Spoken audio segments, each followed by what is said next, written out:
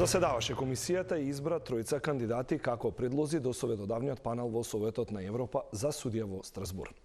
На огласот се јавија 20 кандидати, од нив 11 го минаа првиот филтер и на интервју беа повикани 11 правници, судии, адвокати, професори, а мешовитата комисија избра декан и 20 адвокати, од кои една жена. Елена, таму си го Уставниот суд, што току заврши пресконференцијата, кои тројца патуваат како предлог иден судија кој ќе не представува во Страсбур? Да, така е, Павле, како што кажа ти, од 11-мината кои пред околу еден месец беа овде во Уставниот суд пред петчлената комисија на интервју. Тројца, три имиња патуваат кон експертскиот советодавниот панел на Советот на Европа на мислење.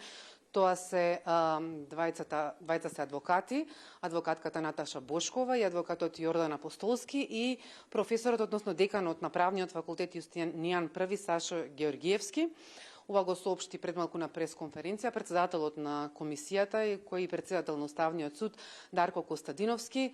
Тој ги анализираше и критериумите водичот на Европскиот суд за човекови прави на Советот за Европа да имаат висок морален кредибилитет, извршуваат високи функции и така натаму, и кажа дека комисијата гласајки поединечно за секој од кандидатите и тајно ги избрала овие тројца кандидати, потврди дека ги почитувале препораките на антикорупцијската комисија, која одлучи дека председателот на Уставниот суд Дарко Костадиновски, односно им препорача да не гласа за да се изземе од гласањето за деканот на правниот факултет, затоа што тој му бил ментор на магистерската, потоа и на дипломски труд. Исто така имаше препорака и за директорката на Академијата за суди и јавни обвинители, која што е член на оваа комисија, да се изземе од гласањето за низиниот заменик, кој што беше исто така кандидат и влезе во потесниот круг, и препорака исто имаше и за членот кој председател на граѓанскиот суд Бесник Авдија да се изземе при гласањето за член на управниот одбор. И така што ова е исходот, повеќе околу причините. Предлагам да слушнеме дел од изјавата на Костадиновски.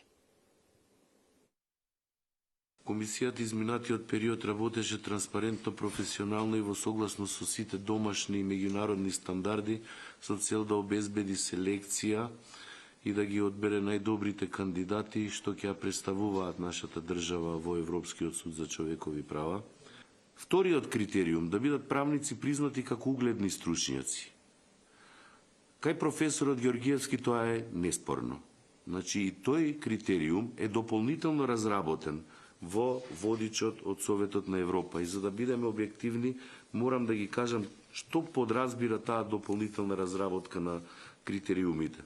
Значи, правник признат како угледен стручњак мора да има богато искуство во правната практика или во наставата по право, што е тоа неспорно кај овој кандидат.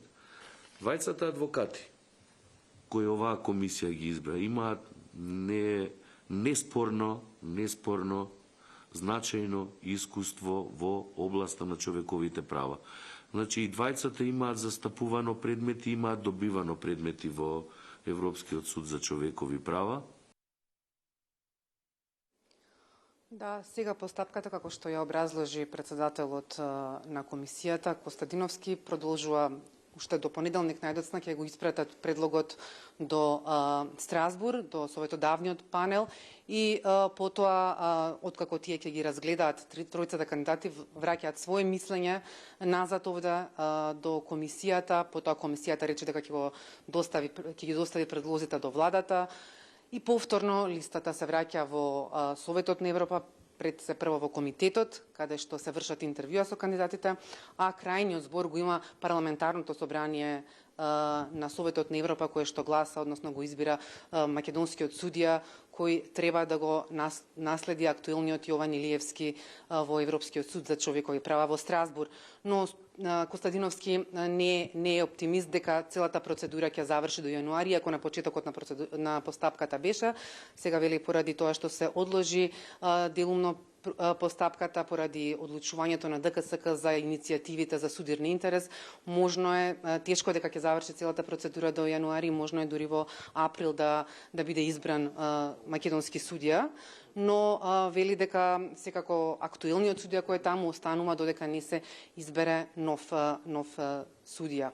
Морам да потсетам дека ова е втора постапка која што се води овде во земјава за избор на тројца кандидати за судија во Европскиот суд за човекови права.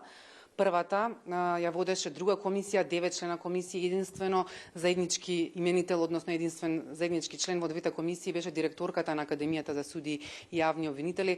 Првата комисија, 9 члена, предложи тројца кандидати, апелационата судика Габриела Гајдова, обвинителката Ленче Ристовска и адвокатот Јордан Апостолски, но потоа владата на седница летоска одлучи, односно летоска соопшти дека го поништила овој избор и формираше нова комисија. Образложението беше дека не ги исполнуваат условите, но тројцата кандидати, ако бара, никогаш не добија образложение конкретно кои критериуми не ги исполниле.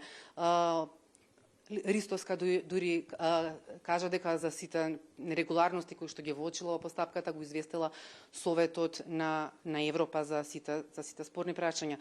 Така што останува да видиме понатаму како ќе се одвива оваа постапка и кои ќе бидат дилемите кои што ќе останат и понатаму во процедурата за избор на македонски судија во Европскиот суд за човекови права. Павле, повели.